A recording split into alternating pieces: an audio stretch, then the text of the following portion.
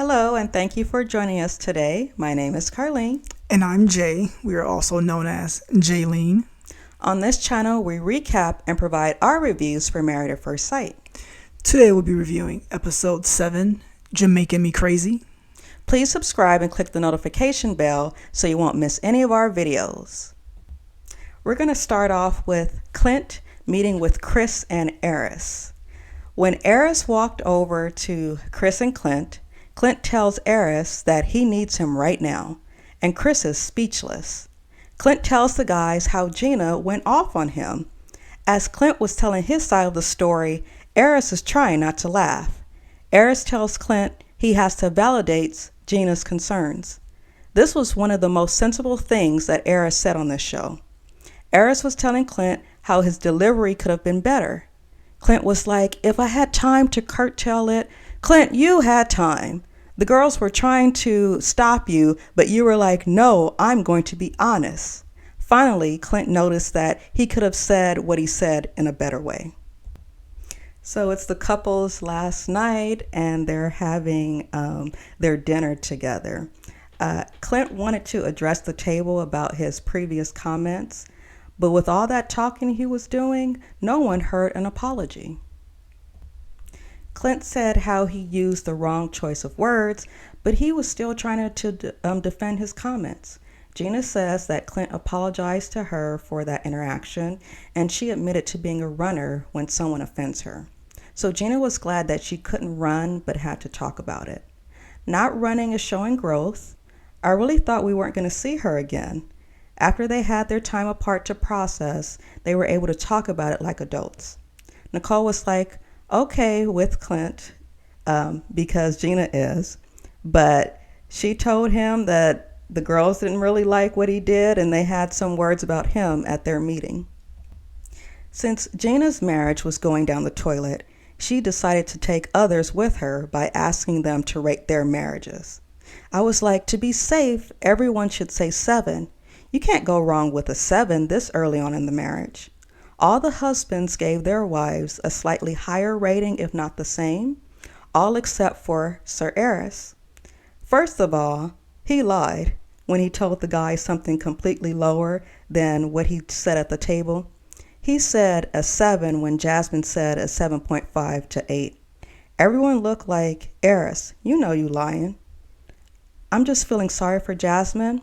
Whenever Airris says something just out there like this, I can literally hear his cousin just laughing, saying, I tried to warn you. I feel the rating question is more production led because they've been doing it ever since I believe it was the New Orleans season. I just remember when Brett, I believe his name was, and Olivia, where she gave him a 7 or gave their marriage a 7. He's like, I'm not rating my marriage because I think that's dumb for the most part. But yeah, they need to stop with that because they just want to ruin these marriages before they even get started. Then Chris made it more awkward when he asked Airris if he could see himself falling in love with Jasmine. Airris said that's what he signed up for, but how he thinks that since he just married a stranger a week ago, that the whole process is nuts. So that solidified that Jasmine is ready to be a wife, but Airris is just needing something to do, and he's not really ready to be a husband. I felt that was a dumb question by Chris. I don't know if that was production related, because if you know he's giving her a 4 in the guy's private conversation, but they give him a 7 in the group conversation, you should already know not to ask that kind of question. So I'm like, what's the motive behind that? Are you trying to derail their marriage to make yours look better than everybody else's? Let's look at Domynique and Mackinley. As the couple had their last breakfast in Jamaica, Domynique shared how she's going to miss the room service. Mackinley thanks Domynique for going through this process with him. Domynique doesn't want Mackinley to do things for her, but to be excited for wanting to do things. He said that that's just not him. Mackinley talked about how he and his older brother hype each other up, and Domynique reminded him that she is not his brother. So Mackinley said the same thing about how the guys like his sense of humor. Maybe Mackinley was looking for another bro and not a wife. Domynique feels like a coach because she continues to push him. Mackinley feels the opposite because he doesn't want to piss Domynique off and let her know that it seems like it's her way or the highway. Domynique validated his feelings and says how she needs to see commitment, and she is trying. Domynique is attracted to attitude and not someone who continues to complain. While in their new apartment, they talked about living with their past partners. Mackinley talked about being organized, and Domynique asked him if he cared about traditional roles. So Mackinley thought he was good in most areas, but his cooking could be improved. Domynique believes the experts match them because she can help Mackinley grow. I think this is starting to weigh on Domynique. I feel Domynique is getting burnt out with all the work she feels she has to do with Mackinley. I would feel the same way if I always have to push you and make you grow in certain areas where, as you're being the oldest person in this relationship, you should be doing that for her, not the other way around. So I can see how she gets burnt out. I still don't like her, but I see where she's coming from. Yeah, I think that's why she was looking for someone, a lot older, and she's not finding this with Mackinley. Yes, his age is older, but him as a, individual, I guess, is not meeting her standards. I'm going to blame that on production because they knew he was just in the process of getting to Nashville. So that's more on production. That's why I feel he was more recruited, because he's just moved there, and apparently, I think it was I don't know if it was in After Party or one of these episodes where I heard he was in California and then Nashville, and he's moved around an awful lot. So that looks more bad on him than it does on her. So I'll give her credit. Probably the only kind of credit I'm going to give her during this season. Mackinley took Domynique to where he's staying, and Domynique is concerned with Mackinley's living situation since he just moved recently. She believes he's not looking to settle down, but will move again, and this doesn't make her feel secure. Mackinley didn't buy a place yet because he's hoping to do that with his wife. Domynique was not pleased with what she saw in Mackinley's place because it was nothing for her to judge. Mackinley believes he made a smart decision about not moving into a place yet. He said he didn't want to jump into a place, but Domynique pointed out how he was willing to jump into a marriage. Mackinley didn't have anything to say about this, and instead of complaining, he just remained quiet. If I'm Mackinley, I would at least have got my own apartment. I can understand that buying a house, because that's a bigger commitment, but an apartment, if it's not a month to month, which I don't know if they do that anymore anyway, you can still break your lease if you found the right person, if you're in this process to move forward. So I just felt she kept poo-pooing him throughout this whole process, trying to find something to judge instead of just like, okay, this is my place, this is temporary. And I'm wondering, how much did he talk to her about what his next steps are when it comes to finding his own place? Because I'm really curious about that aspect. Because if it wasn't discussed into the fact where she's comfortable, I can see why she keeps poo-pooing to him about the situation. Yeah, that kind of reminds me of Steve and Noy with the whole money situation, where Noy didn't feel secure or comfortable because Steve was not giving her as much information. But again, we don't know what they discuss off camera. So if Mackinley was willing to tell Domynique, okay, here's the plan, this is what I want to do, maybe she would feel more secure. I'm like, okay, we're working together on this. Maybe I can see that. But with the Stephen Noy thing, I just felt like, based on his career, he can get a job at any point he wants. This situation, based on what we know about Mackinley, is not the same thing. But in this process, you need to be upfront about your plans and intentions. Now we're going to talk about Jasmine and Airris. Airris needed time away from his wife and enjoyed his solo hike. When the couple was having breakfast, they talked about the different ratings from the night before. Jasmine says she is trying to give him grace. Airris couldn't look directly into Jasmine's eyes because He slept with one of her friends. I couldn't believe it. On the after party, she said that they had, like, it was the same Instagram friends or whatever, so they want to see how they connected and stuff like that. And he must have said, or she said, "How do you know her?" And he must have said, "Yeah, I hit that." And from that point on, I don't know what happened with Jasmine. I was curious. How come he couldn't look her in the eyes or even face that direction talking to her?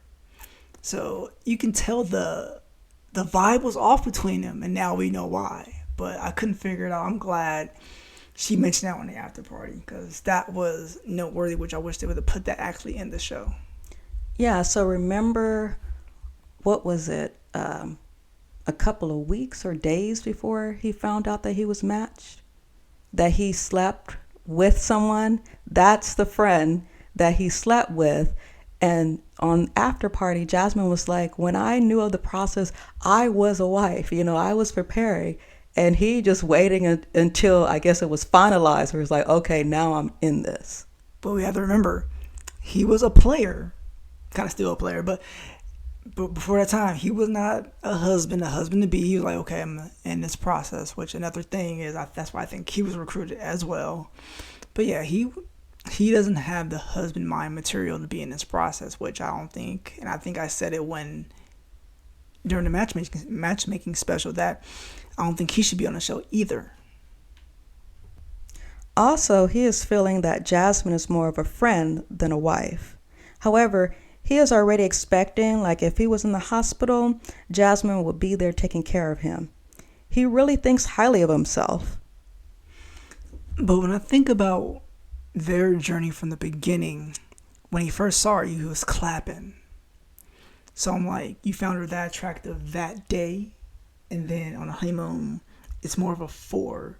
So is it something when she took her makeup off? Did she say something wrong?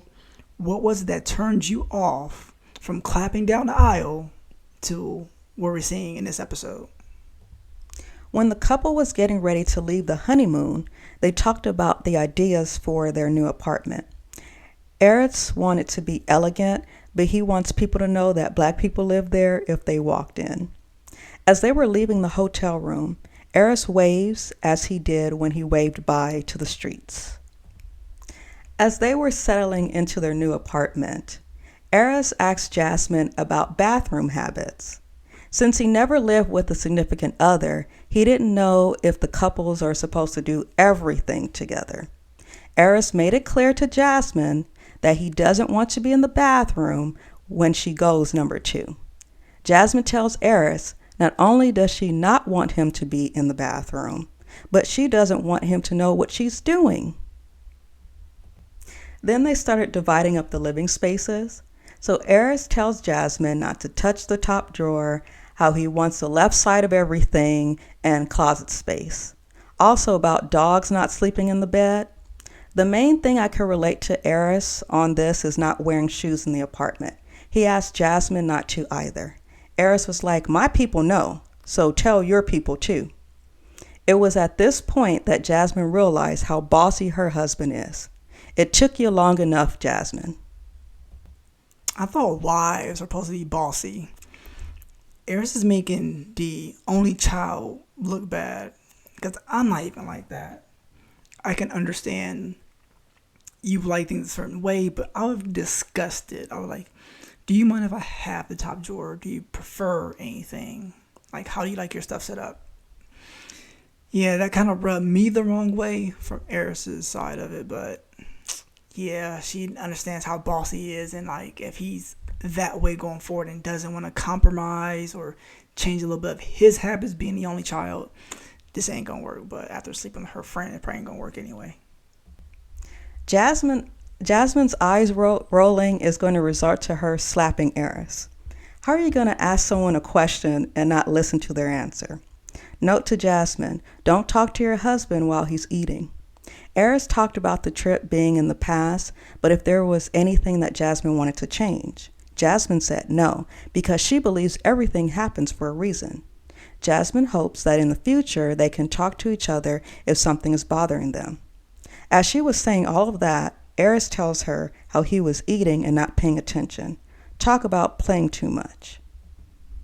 Airris took Jasmine to his apartment and took her into his man cave. He tells Jasmine how he wants one in their future home and she wants a beauty room. When Jasmine saw Airris' home gym, she realized that he wasn't trying to get away from her on the honeymoon, but loves his alone time. Okay, Jasmine, if you say so. Gina and Clint. When the couple moved into their new apartment, Gina reminded us of how she wasn't attracted to an ex, but how love grows when you water it. Gina's getting on my nerves. I'm like, I ain't got much for them, but like she says the same thing every 5 minutes. I don't know how much of that is production not liking her and wanting America to hate her. It's just getting on my nerves. We get it, Gina. You don't like nobody with red hair. You find people unattractive initially, then it grows. Yada, yada, yada, yada. We got it. Clint asked Gina about her dog Hank and where he would be staying during the day. Gina talked about how Hank was a good dog and that Clint could take him to the office. Clint says he loves dogs and is looking forward to having one around. Kirsten and Shaquille. Kirsten was confused with Shaquille's belongings being all over the hotel room.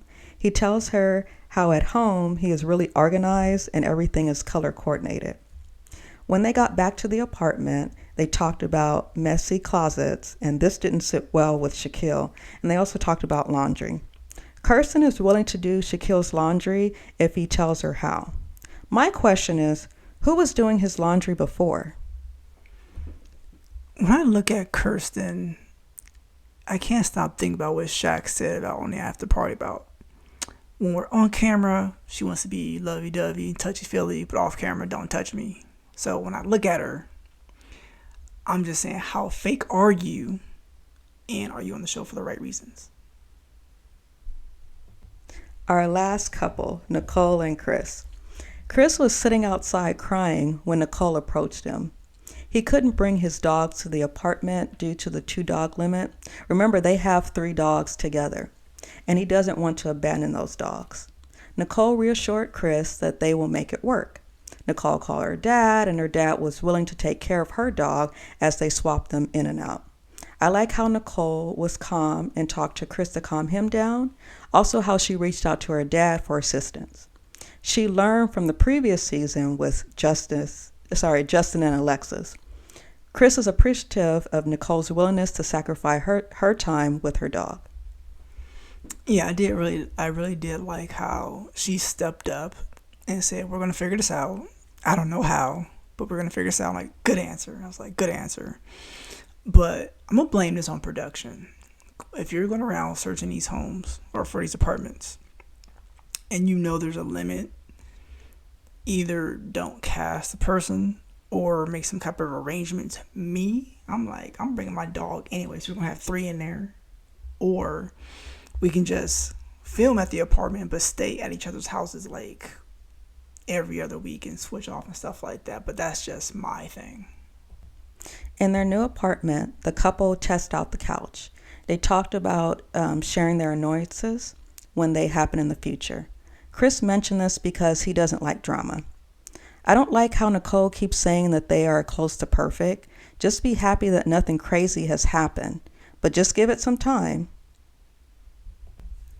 Remember last season where Alexis said things are perfect, and I don't know why people complain why marriage is so hard, and then what happened when they got back?